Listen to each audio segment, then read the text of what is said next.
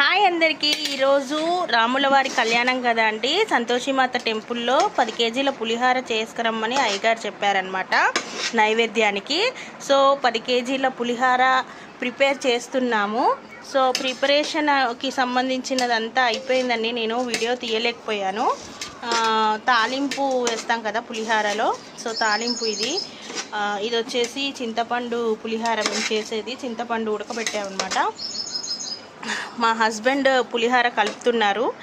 So 10 కేజీల పులిహార ఇవాళ రాములవారి కళ్యాణం సందర్భంగా మమ్మల్ని సంతోషిమాత అయ్యగారు చేసుకొని రమ్మన్నారనమాట. సో పులిహార కలుపుతున్నాం. ఫైనల్గా పులిహార అంతా అయిపోయాక ఎలా వచ్చిందనేది చూపిస్తాను. ఓకేనా? అందరికీ హ్యాపీ శ్రీరామనవమి శుభాకాంక్షలండి. అందరికీ శ్రీరామనవమి శుభాకాంక్షలు. మీ ఇంట్లో అందరూ సకల ఐశ్వర్యాలతో తులతూగాలని మనస్ఫూర్తిగా కోరుకుంటున్నాను. ఆయురారోగ్యాలతో ఐశ్వర్యాలతో తులతూగాలని మనస్ఫూర్తిగా కోరుకుంటున్నాను ఆ శ్రీరాముని. హ్యాపీ శ్రీరామనవమి. జై శ్రీరామ్, జై శ్రీరామ్.